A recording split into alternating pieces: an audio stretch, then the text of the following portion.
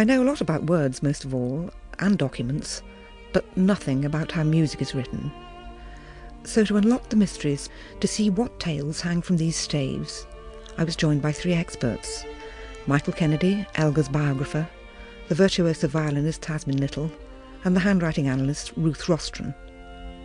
Chris Banks led us all backstage like a team of conspirators into a quiet basement room, and there, for our examination, was the massive autograph orchestral score of Elgar's violin concerto, looking for all the world like a town hall ledger of births, marriages and deaths. It's probably about 14-15 inches high.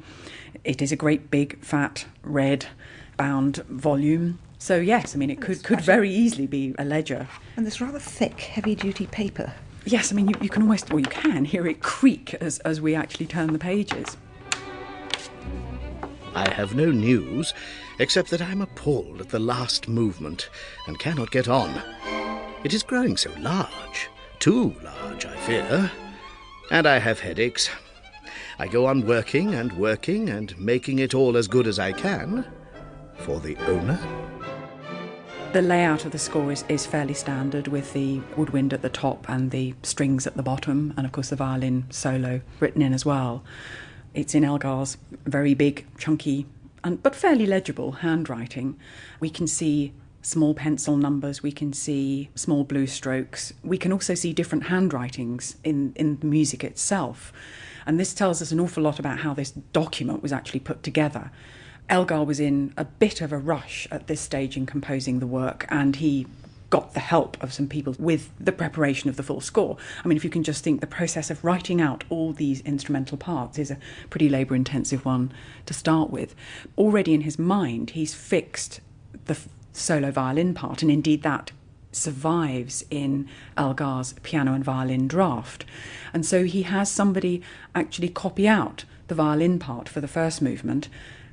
The second movement, the solo violin part, is in Elgar's hand, and by the time he gets to the third movement, the proofs of the piano and violin version have arrived, and so Elgar, once he's finished with them, actually presses them into use by cutting out the violin part and pasting it into his full score. So what we have here is quite a messy document. Is this to save time? This absolutely is to save time. I mean, it saves him having to write out all these notes, because the last movement is actually a fairly busy movement for the violin. Oh, yes. So this saves him having to write all these notes out all over again.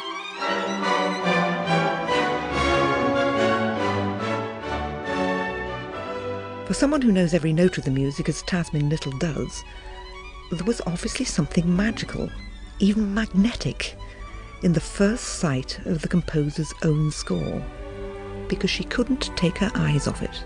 It's absolutely fantastic to see it in the handwriting, as it were. And I think the thing that really strikes me is the degree of detail. Staccato dots here, accents of different kinds, little hairpins up and down to denote crescendos or decrescendos.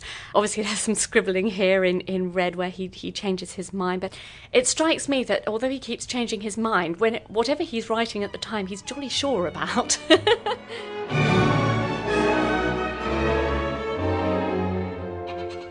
Michael Kennedy knows more than anyone about Elgar's life, so I pulled him back from the mesmerising score for a moment to tell us something about the background of the violin concerto, which, from the look of these heavy, busy pages, was written against the clock in a great big rush.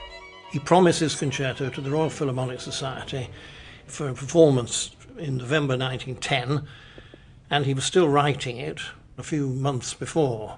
And as you see, changing his mind at the last minute. And of course, Novellos, to get the parts engraved in those days, I believe, had to send them to Germany. So there is obvious haste throughout this score. Plasquin, Hereford, July 13th, 1910. My dear W. All radiance again. The concerto orchestration dances wildly along. Today, I have had my copyist here writing in the violin part in the score. No new proofs yet, but you shall see the last movement and like it. Kreisler has seen it with me, and he likes it better than the first allegro. I am very happy over it.